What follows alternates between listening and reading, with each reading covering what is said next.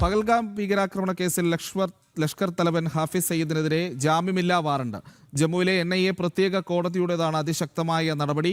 കാലപരിധിയില്ലാത്ത open ended വാറണ്ടാണ് കോടതി പുറപ്പെടുവിച്ചത്. ഇന്ത്യക്കെതിരെ യുദ്ധം പ്രഖ്യാപിച്ച ഭീകരനെ നിയമത്തിന് മുന്നിലെത്തിക്കാനാണ് ഭാരതത്തിന്റെ നീക്കം. വിവരങ്ങളുമായി നന്ദഗോപൻ ചേരുന്നുണ്ട് ഡൽഹിയിൽ നിന്ന്. നന്ദഗോപൻ, ഓപ്പൺ എൻഡഡ് വാറണ്ടാണ്. അപ്പോൾ എപ്പോൾ വേണമെങ്കിലും എങ്ങനെയും ഹാഫിസ് സയ്യിദിനെ ഭാരതത്തിലെത്തിക്കുക എന്നുള്ളതാണ് ഈ നടപടിയുടെ ഒരു പ്രധാനപ്പെട്ട കാര്യം. അപ്പോൾ അജ്ഞാതന്മാരൊക്കെ വിലസി നടക്കുന്ന കാലമാണ്. അപ്പോൾ എന്തും സംഭവിക്കാം അല്ലേ നന്ദൻ?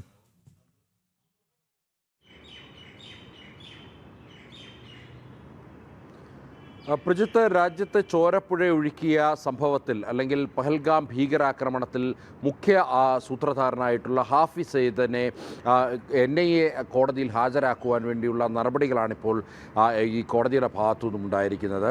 കാലപരിധിയില്ലാത്ത വാറണ്ടാണ് ജമ്മുവിലെ പ്രത്യേക NIA കോടതി പുറപ്പെടുവിച്ചിരിക്കുന്നത്. ഇയാളെ അറസ്റ്റ് ചെയ്ത് ഹാജരാക്കുവാനുള്ള നിർദ്ദേശം നൽകിയിരിക്കുന്നു. അതിന് സമയപരിധി നൽകിയിട്ടില്ല.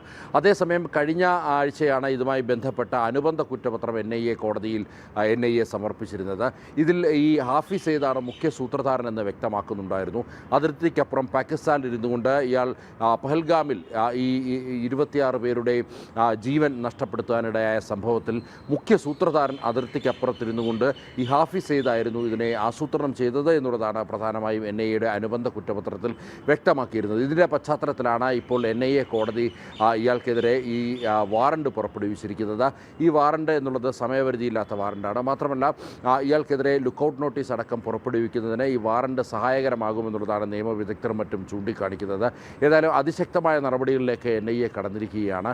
ഈ അനുബന്ധ കുറ്റപത്രത്തിൽ തന്നെ ഇതുമായി ബന്ധപ്പെട്ടുള്ള കൂടുതൽ വിവരങ്ങൾ, അതായത് ഹാഫിസ് സയ്യിദിനെതിരെയുള്ള കൂടുതൽ വിവരങ്ങൾ, ഇയാളുടെ പങ്ക് ഒക്കെ തന്നെ കോടതിയിൽ വെളിപ്പെടുത്തിയിരുന്നു.